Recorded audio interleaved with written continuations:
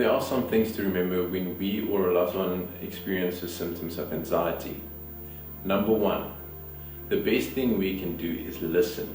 We who are not in that particular situation of having anxiety do not nor need to have all the answers. Even though we want to try and fix it, rather just listen.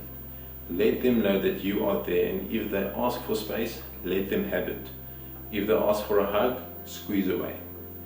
Number two, don't tell the person that they should calm down, or downplay the experience, or tell them that they are being irrational. Support will help that person, not just right now, but in the long run. Number three, always remember that each person experiences anxiety differently. Now you might say that yes, you said this and that about symptoms and behavior to look out for. However, this is just the most general responses and experiences seen in individuals that experience anxiety. We are all unique individuals with our own unique background, which is why it only makes sense that we respond uniquely to each situation, and our experiences thereof here and there overlap. Number four, be patient and encourage self-care. It is very important. Number five, those of us who have children must always remember that young ones don't understand the full extent of what is going on right now. One day they won't remember how stressed they were. Instead, they will remember it as the time they were able to build a fort out of pillars with their parents, or the time that their parents were home all the time. The only time that they will pick up on anxiety or stress-related symptoms is if they see it, they feel it, or hear it from you as a parent. Next, we look at ways of preventing or managing anxiety during isolation or quarantine. First and foremost, avoid sensationalizing media. There is a bunch of fake news on social media, and unfortunately we don't have control over what our friends or colleagues share. So, for instance, just by scrolling through our newsfeed on social media, we might see an article headline, unsettling pictures, or a video, and this could send us into a tailspin. So to prevent this, be selective about what you have control over. Instead of tuning into the radio news or on TV, which, if we are honest, will inevitably talk about the virus, rather seek news from places such as the World Health Organization. This way, you filter the information that you receive, but you are still up to date and have a sense of control in this time where it feels like everything is out of control. Secondly, we must stay as active as we can. Maintaining some sort of activity isn't just crucial for our physical well-being, it plays a fundamental role in our psychological well-being.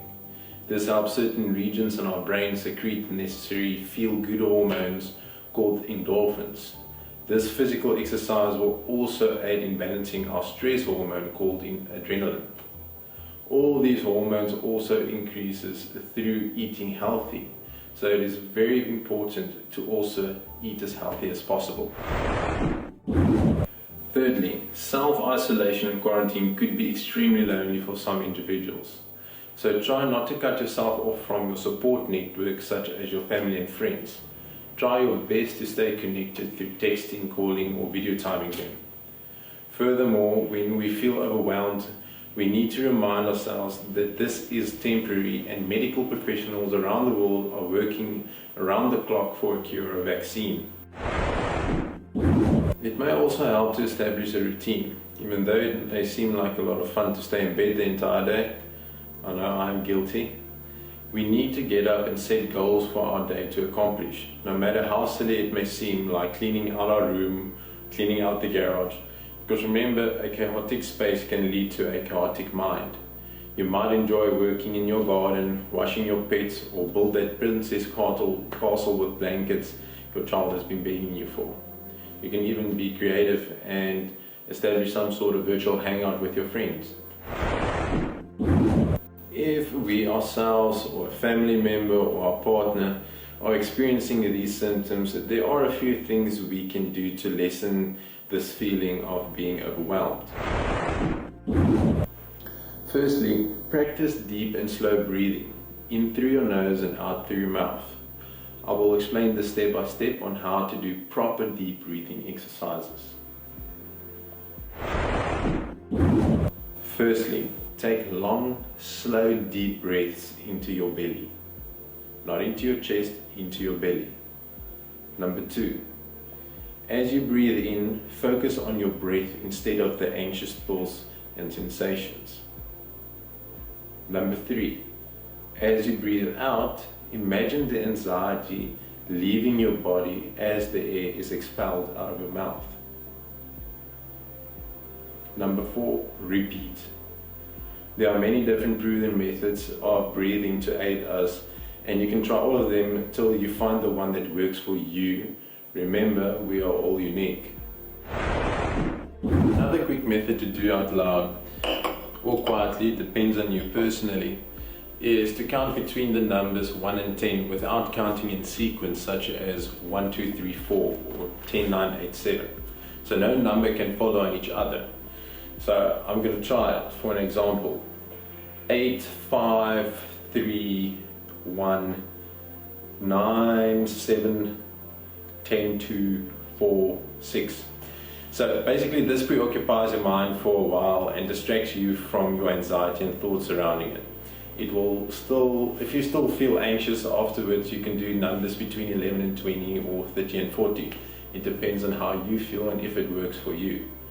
Another method also includes the practice of mindfulness, which many of us know already. And to do this, we will need somewhere comfortable to sit down, such as in a chair or against a wall, on a carpet, and a space that you know that you won't be interrupted. I will now explain this for you step by step. Number 1, lay down or sit with your back nice and straight and your feet on the floor.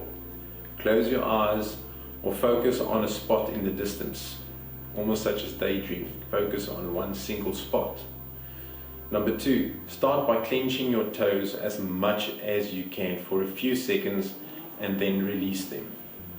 Notice the difference between the two feelings of clenching and releasing.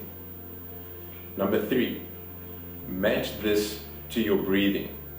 Tense your muscles as you take your deep breath in and relax as you breathe out. Number 4, move up your body to your thighs, your stomach, and all the way up to your shoulders and hands, clenching and relaxing each muscle in its turn. Take time to notice each part of your body that feels tense, tight, or tired. You can repeat if you still feel tense each muscle group. Number 5, take a moment to relax, then slowly and gently begin to move when you feel ready, and you can stand up slowly afterwards. The body scan relaxation technique for anxiety is like the hybrid method of breath focus and mindfulness meditation. It uses these methods to relax our muscles and to release tension, while also bringing our attention away from the anxious cycle of panicking thoughts. So it's very similar to what we have just discussed. So how do we do this body scan technique? To use the body scan technique, all we need is our body and our mind. Sounds easy enough, right? So I will guide you step by step, and it is as follows. Number 1, take a couple of moments to breathe deeply to relax your mind and your body. Remember, in through the nose, out through the mouth. Number 2, continue to breathe deeply and focus on one part of your body for a couple of seconds or a couple of minutes. Depends on you. Number 3, notice the physical tension or any sensations you might feel at that moment. Number 4, relax that part of your body that you have just identified. Number 5, move on to the next part of the body and repeat. During these techniques, you might find your mind wandering a little bit, or you interrupt yourself. Just bring your thoughts back to the now, where you are right now, and concentrate again. This might happen a few times, and that's completely normal. Take as much time as you need at each step during each technique. If you feel that you struggle with this by yourself, you can download an app There's many apps available to assist you through these techniques, which is called the guided imagery. So in conclusion, if you or your partner feels that it is at a point of concern or that professional help is needed, please reach out to your nearest mental practitioners for assistance. Call those hotlines such as the suicide hotline if you feel overwhelmed or concerned. There are currently licensed professionals currently offering online assistance as well, so please make use of those resources.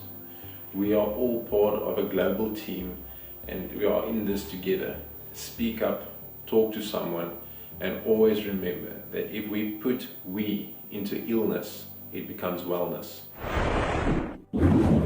In our articles, which will be up soon, we will delve deeper into the ineffective coping mechanisms, risk factors, and resources that we might make use of during this time or in general. If you know someone that needs to hear this, share it with them. From me, Estienne Cronje here at PsyCro Research, thank you for watching. Till we see each other again next time. Goodbye.